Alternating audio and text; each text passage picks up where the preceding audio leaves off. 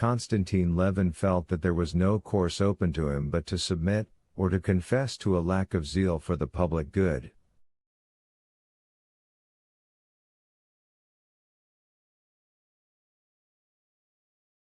And this mortified him and hurt his feelings.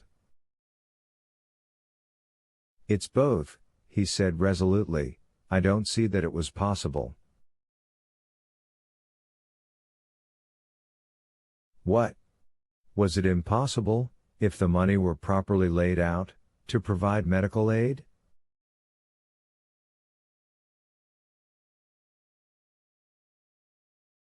Impossible, as it seems to me. For the 3,000 square miles of our district, what with our thaws, and the storms, and the work in the fields, I don't see how it is possible to provide medical aid all over.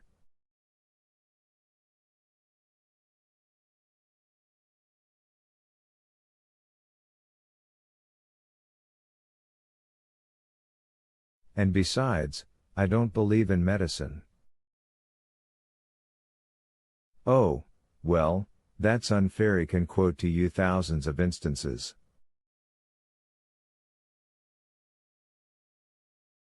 But the schools, anyway. Why have schools? What do you mean? Can there be two opinions of the advantage of education? If it's a good thing for you, it's a good thing for everyone. Konstantin Levin felt himself morally pinned against a wall, and so he got hot, and unconsciously blurted out the chief cause of his indifference to public business.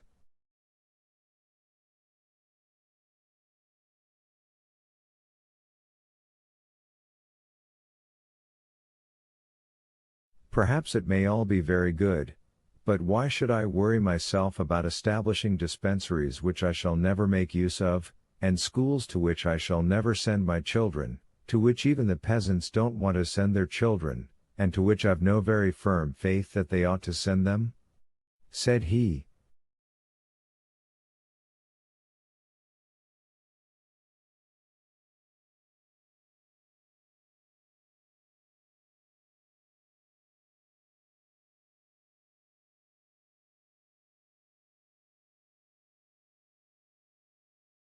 Sergei Ivanovich was for a minute surprised at this unexpected view of the subject, but he promptly made a new plan of attack.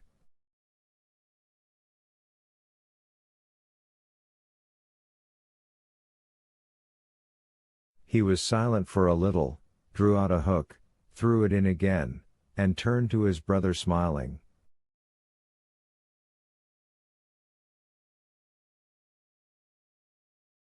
"Come, now. In the first place, the dispensary is needed.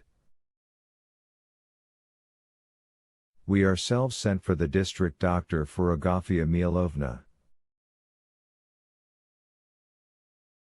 "Oh, well, but I fancy her wrist will never be straight again." "That remains to be proved." "Next, the peasant who can read and write is as a workman of more use and value to you."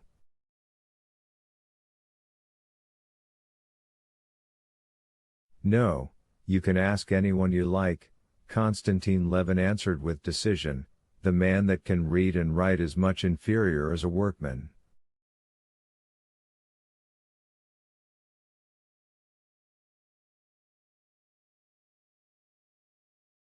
"And mending the high roads is an impossibility, and as soon as they put up bridges they're stolen."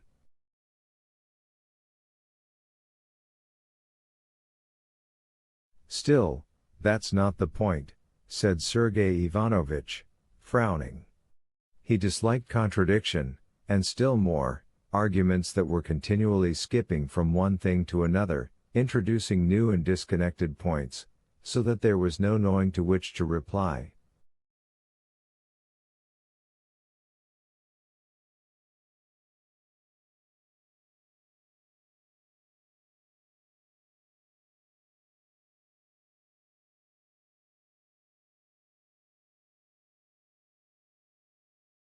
Do you admit that education is a benefit for the people? Yes, I admit it, said Levin without thinking, and he was conscious immediately that he had said what he did not think.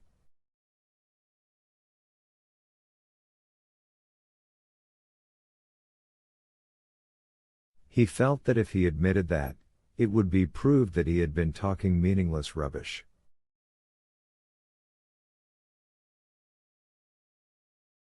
How it would be proved he could not tell, but he knew that this would inevitably be logically proved to him, and he awaited the proofs.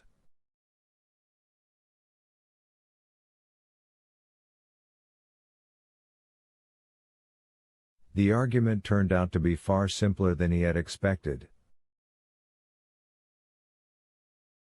If you admit that it is a benefit, said Sergei Ivanovich, then, as an honest man, you cannot help caring about it and sympathizing with the movement, and so wishing to work for it.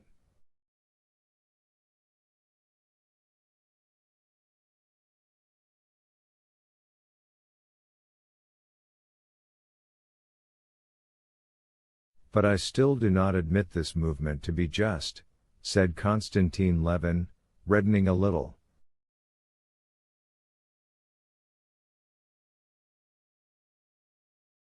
What? But you said just now. That's to say, I don't admit its being either good or possible. That you can't tell without making the trial.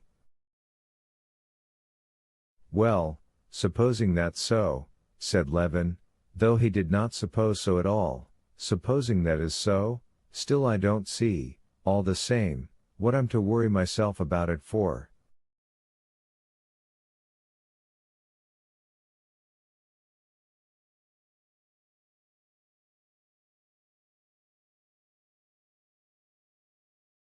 How so?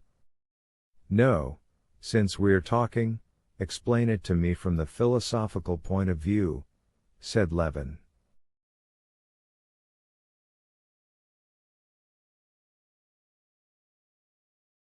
I can't see where philosophy comes in, said Sergei Ivanovich, in a tone, Levin fancied, as though he did not admit his brother's right to talk about philosophy.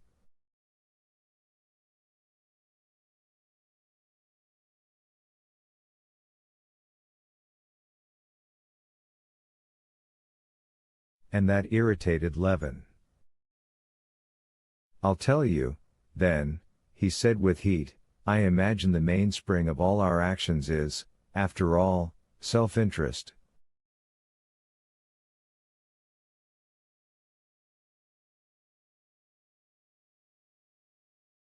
Now in the local institutions I, as a nobleman, see nothing that could conduce to my prosperity, and the roads are not better and could not be better, my horses carry me well enough over bad ones.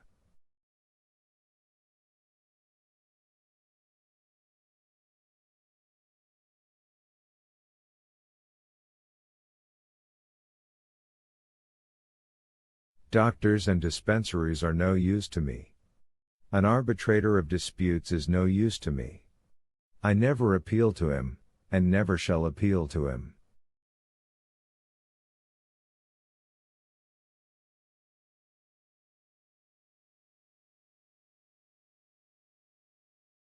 The schools are no good to me, but positively harmful, as I told you.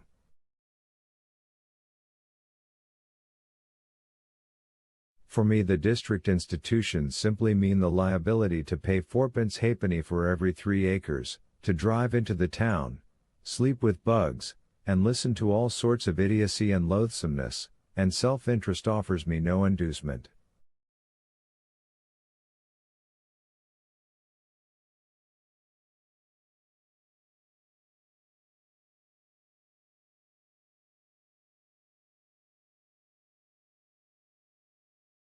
Excuse me, Sergei Ivanovich interposed with a smile, self-interest did not induce us to work for the emancipation of the serfs, but we did work for it.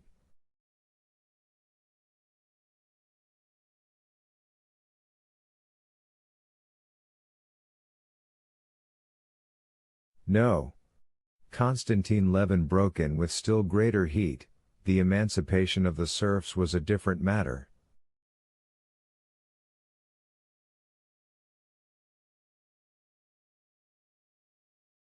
Their self-interest did come in. One longed to throw off that yoke that crushed us, all decent people among us.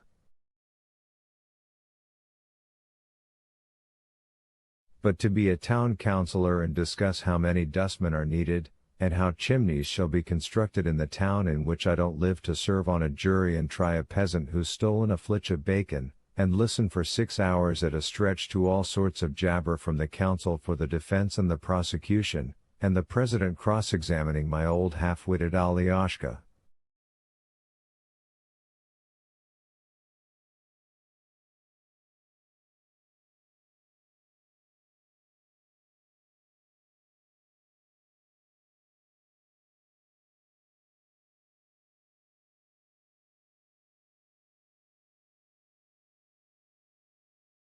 Do you admit, prisoner in the dock, the fact of the removal of the bacon?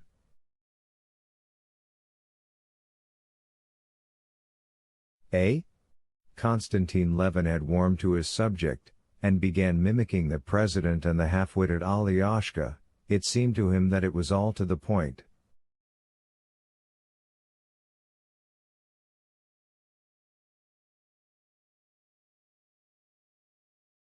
But Sergei Ivanovich shrugged his shoulders. Well, what do you mean to say, then? I simply mean to say that those rights that touch my interest, I shall always defend to the best of my ability, that when they made raids on us students, and the police read our letters, I was ready to defend those rights to the utmost, to defend my rights to education and freedom.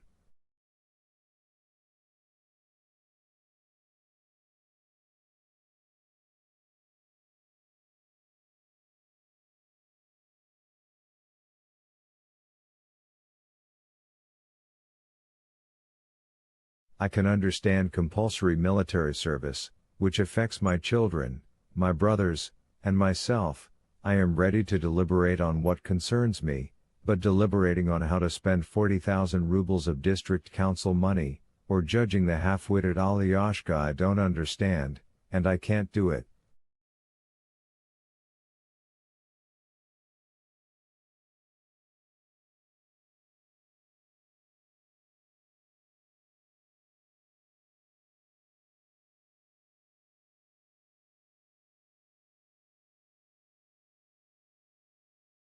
Konstantin Levin spoke as though the floodgates of his speech had burst open.